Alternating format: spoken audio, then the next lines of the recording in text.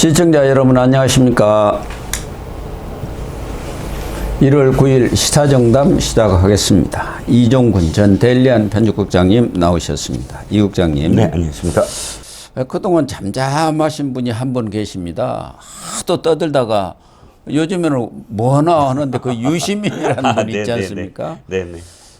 지금은 본인의 이 직업을 작가로 하고 있는 것 같아요. 예.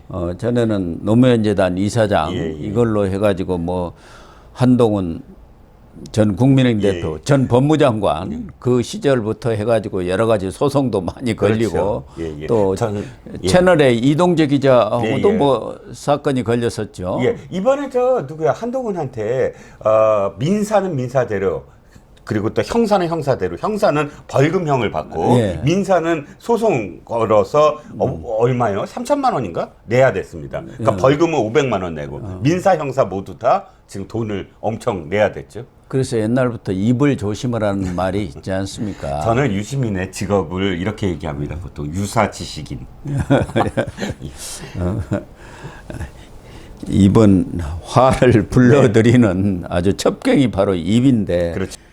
이번 또 이 탄핵 전국에서 내가 가만히 있으면 안 되겠다. 네. 또 일각에서는 이재명이가 낙마하면 그래도 대안이 유시민밖에 없지 않느냐. 그나마 개딸들이라든가 네. 또 유시민도 나름대로 팬덤이 좀 있지 않느냐. 팬덤 있죠. 예, 인정합니다. 그래서 그런지 최근에 윤석열 대통령과 국민의힘 지지율이 아주 급상승하는 네네. 그런 양상을 보이고 있는 데 대해서 좌파들의 불안의식을 발동한 건지 몰라도 해도 좀 너무 심한 얘기를 한 것 같네요. 그렇죠. 그러니까 지금 유시민이 등장하는 건 어떤 상황에서 그것을 해석할 때 등장을 합니다. 예. 해석하는데 말씀하셨던 부분, 즉 이겁니다. 지금 이 지지율 있지 않습니까? 지지율이 굉장히 유의미하게 흘러가고 있어요. 예. 원래 처음에는 여론조사 공정 있지 않습니까? 여론조사 공정이 펜앤마이크라는 사이트에서 제일 먼저 시작됐어요. 그때 윤석열 대통령의 지지율이 30%를 돌파했다. 이렇게 지금 보도가 됐거든요. 예. 그래서 그거 하나 그렇게 될 거다 그랬는데 웬걸 데일리안이 2주 전에 여론조사 똑같은 공정인데 30%가 또 넘었습니다. 그러자 그 다음에 아시아투데이가 했던 한국 여론평판연구소, 네. 한국 여론평판연구소가 40%를 돌파한 거예요. 대통령에 대한 지지율 말씀입니다. 뉴데일리가 또 여론평판연구소에 의뢰한 것도 39.6%. 그러니까 지금 처음에 2주 전에는 30%대를 돌파했다가 2주 만에 40%를 육박하거나 돌파한 여론조사가 나온 겁니다. 이것과 관련해서 유시민이 해석을 한 거예요. 그거 그냥 지금 마약 먹고 자기네들끼리 춤추는 것과 비슷하다. 이렇게 얘기를 한 겁니다. 물론 지금 나오고 있는 여론조사의 신뢰도가 조금 의심가는 부분은 있습니다. 네네. 더군다나 선거 때라든지 네네. 여야가 참여하게 이렇게 부딪힐 때는 유력 여론조사 기관은 잘 먹히지 않습니다만 우리가 속된 말로 이야기하는 마사지라는 것이 네네. 조그마한 여론조사 기관들은 그런 수지를 받는 게 급급하다 보니까 그 주문을 한 그런 정치인이라든가 기관이라든가 거기 입맛에 맞추는 경향은 있는 거 아니겠습니까? 그게 대표적인 게 명태균 아닙니까? 아니요. 전 PNR이 굉장히 좀 큰 데인 줄 알았더니 이렇게 마사지를 했다. 그런데 아까 드리다가 지금 한 말씀이 자 이렇게 한국 여론평판연구소하고 여론조사 공정만 그렇게 했다고 한다면 해프닝에 불과했을 겁니다. 예. 유시민 얘기 전에 여론조사 얘기를 한 번만 더 말씀드리면 그런데 그렇지 않았어요. 우리가 보통 리얼미터하고 갤럽은 자주 인용을 하잖아요. 예. 왜 두 기관을 인용하냐면 그래도 한 번도 빠짐없이 매주 계속 그 데이터를 쌓아놓고 가장 그 데이터를 신뢰할 수 있는 게 데이터의 양입니다. 예. 얼만큼 데이터를 계속 갖고 있느냐. 왜냐하면 그 모집단을 안정적으로 계속 유지한다는 얘기거든요. 예. 그랬는데 리얼미터가요. 와, 그 당 지지율 있지 않습니까? 정당 지지율이 완전히 근접해 버렸어요. 그러니까. 예. 리얼미터하고 지금 갤럽은 대통령에 대한 국정수행 평가를 중지했습니다. 14일부터예요. 그러니까 탄핵소추가 의결돼서 통과된 날부터는 심리가 끝날 때까지 안 하겠다라고 공표를 했거든요. 예. 그래서 리얼미터를 굳이 보려면 당의 추세선만 보는데 당의 추세선이 다른 평판 여론 연구소나 혹은 공정과 비슷한 추세선을 갖고 있다. 이건 의미가 있고요. 더군다나 한길 리서치 있지 않습니까? 한길 리서치하고 리서치뷰 있지 않습니까? 리서치뷰하고 이렇게 그래도 이름 있는 그런 여론조사 그렇죠. 기관들도 대통령의 지지율과 관련해서 굉장히 상승했다. 36.9, 뭐 37 이렇게 나왔고 네네. 유의미하게 올라왔다는 얘기입니다. 당 지지율도 여론평판연구소 뉴데일리가 의뢰한 그 조사에 보면은 국민의힘은 38.8, 네. 그리고 민주당은 33.7로 완전히 역전됐고 네. 지금 유시민이가 오늘 나온 데일리안이요. 여론조사 공정에 의뢰한 거 네네. 이걸 좀 봤으면 또 다른 얘기를 했을지도 모르겠는데 여기서 보면 윤석열 대통령에 대한 지지율이 40%를 넘어서 42.4%. 2.4%. 그리고 12.0%가 오른 거예요. 2주 만에. 네. 국민의힘 지지율이 41%. 역전됐어요. 10.7%가 올라 버렸어요. 네네. 30.3. 민주당은 38.9, 5.2%가 떨어졌어요. 내려갔어요. 이것이 뭐 유시민이가 이야기한 대로 마약 먹고 취해가지고 자기들끼리 춤추는 겁니까? 유시민이가 이렇게 여론조사 기관이라든가 또 여론조사를 의뢰한 언론사도 있는데 이렇게 깔아뭉개도 되는 겁니까? 아니 그러니까 더 웃긴 게요. 유시민이 그 다음 한 말이에요. 극우 유튜버가 운영하는 언론사인지도 모르는 곳 명의로 의뢰한 결과 이렇게 얘기했거든요.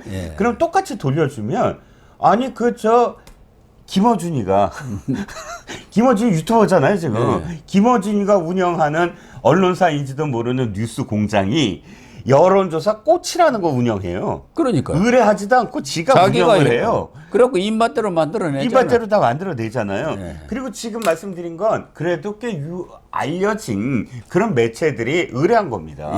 펜앤마이크나 데일리안 정도면 그래도 이 사람이 얘기하는 극우 유튜브가 운영한다 이렇게 폄하하는 곳은 아니거든요. 그러니까요. 그렇게까지 얘기를 꼭 해야 하는지.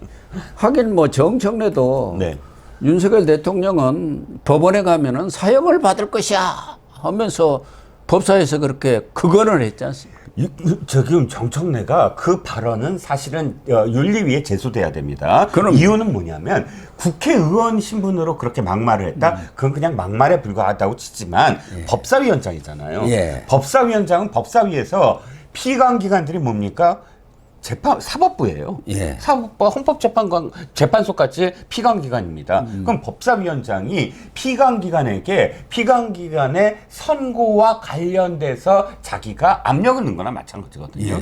그러니까 법사위원장으로서의 자격도 없고 법사위원으로서의 자격도 없는 거죠.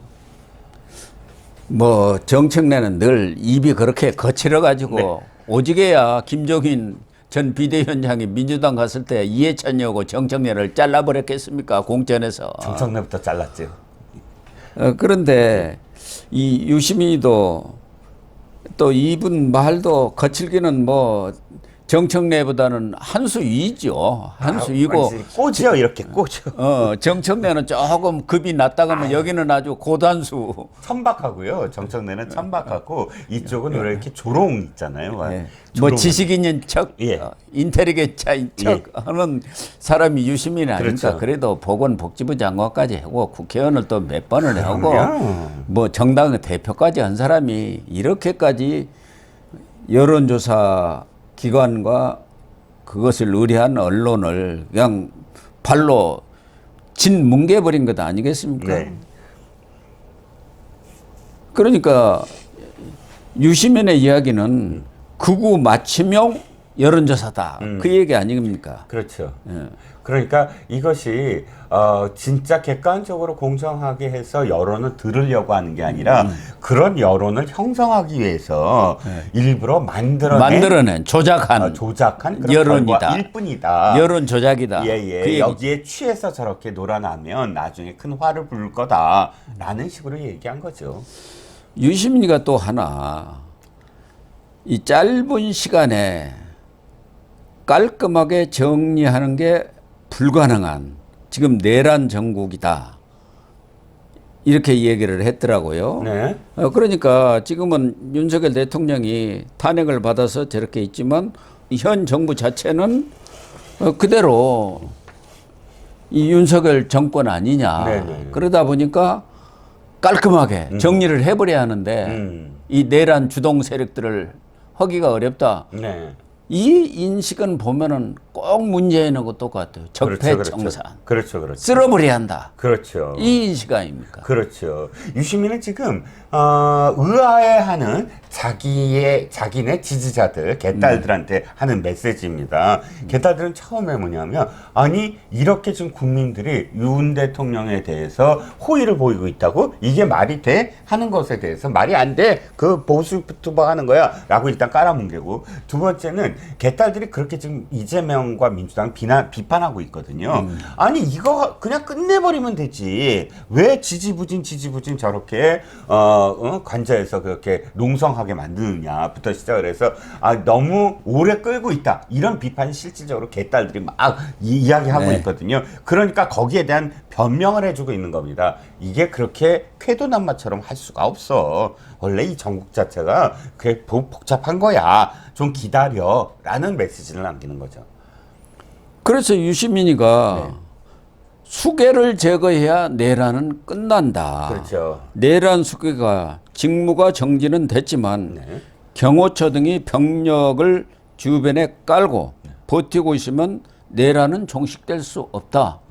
그러니까 윤석열 대통령을 끌어내려 가지고 수갑을 채워서 구속을 시켜버려야 내란이 진압이 된다. 그 얘기 아닙니까? 그렇습니다. 그러니까 지금 아까도 제가 계속 다른 이슈에서도 말씀을 드렸지만 무조건 끄집어내야만 우리가 이긴다라는 걸 계속 지금 강조를 하고 있는 거죠. 지금 유시민 유의 여러 가지 그런 좀 거친 언사들이 나오는 거 보면은 네네.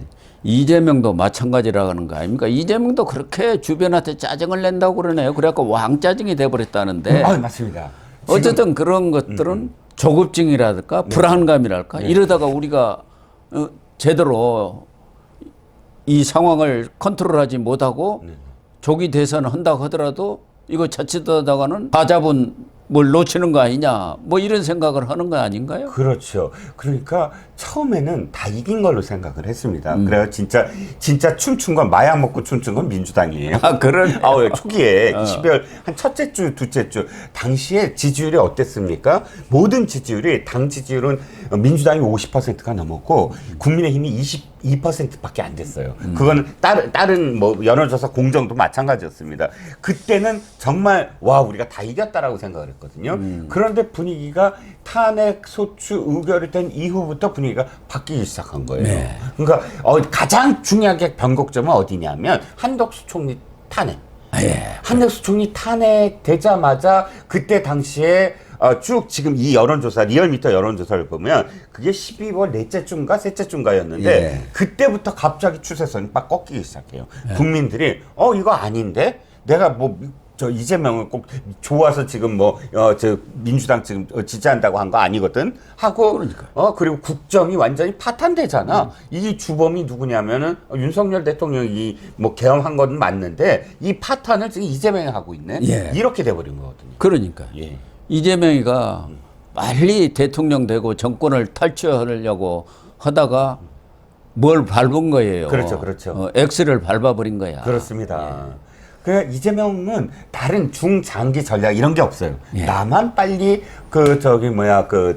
재판 안 받으면 되고 저 선거 빨리 안 나오게만 만들면 되고 윤석열 대통령만 선거를 빨리 나오게 하면 이긴다. 이거밖에 없거든요.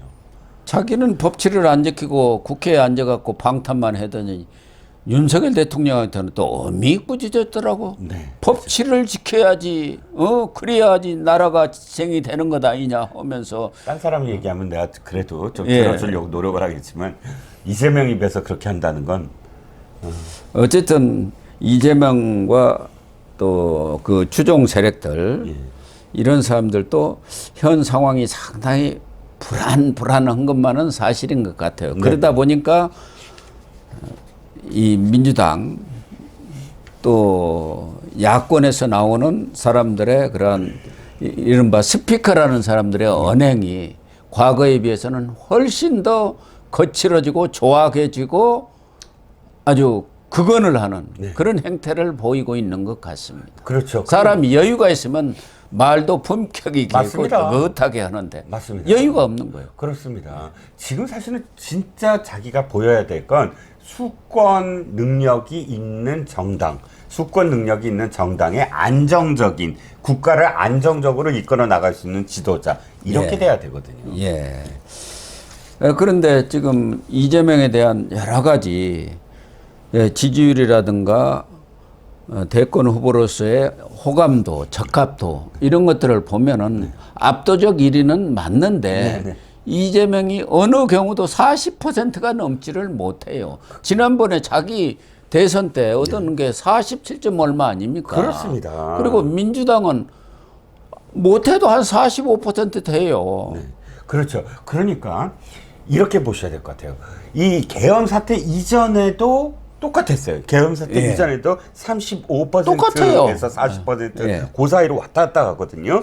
중요한 건 계엄 사태로 인해서 진짜 국민들이 아 그래 계엄이라는 건 이제 곧 대선이 치러질지도 모르고 그러면 계엄 사태 이후에 국민들이 바라볼 건 뭐다? 차기 대권 주자예요. 그렇죠. 그러면 이재명밖에 없는 이재명이 유일한 이재명 일극 체제 민주당에서 이재명의 지지율이 당연히 올라야 돼요. 예. 지금까지 이재명을 안 쳐다봤던 중도나 혹은 관망파들이 이재명밖에 없다. 이재명 그래도 찍어줘야지. 이렇게 해서 출렁거려야 되는데 예. 웬걸 계엄 이후 탄핵 이후에 이재명의 지지율이 그냥 발목이 꽁꽁 묶여 있다는 거예요. 북바위가 돼버렸어요. 그렇죠. 예. 그러니까 계엄 전이나 후나 똑같아요. 똑같죠. 별 차이가 없어요. 그렇죠. 예. 예. 그러니까 그게 초조할 수밖에. 없는 거죠. 윤석열 대통령을 그냥 수갑 채워가지고 국민들한테 보세요. 예. 이제 이 정권은 끝났습니다. 예. 그래가지고 이 조기 대선으로 빨리 네. 한 4월 뭐 늦어도 이렇게 대선으로 가야 이길 것 같은데 이게 돌아가는 게 아니네. 스케줄이 그렇게 돼야 되죠. 당연히. 새끼줄이 우리 속된 말로 새끼줄이 지금 잘 못 꼬아지는 거예요. 네네 맞습니다. 예. 그러니까 스텝이 꼬였다고 하지 않습니까? 이런 경우는 스텝이 꼬였다. 그러니까 가장 중요한 건 뭡니까? 민주당 내에서 거봐라 하고 내부에서 목소리가 나오는 거예요. 예. 물론 겉으로 드러나진 않지만 이제 조기 대선이 만약에 치러진다고 했을 때까지도 이 지지율의 어떤 변화가 없이 점점 더 이런 식의 기사들 이재명한테는 확장성이 없다. 이재명은 개딸들밖에 지지를 하지 않는다. 이런 제목들의 기사가 나오기 시작하면 그야말로 흔들릴 수밖에 없다는 겁니다. 그렇습니다.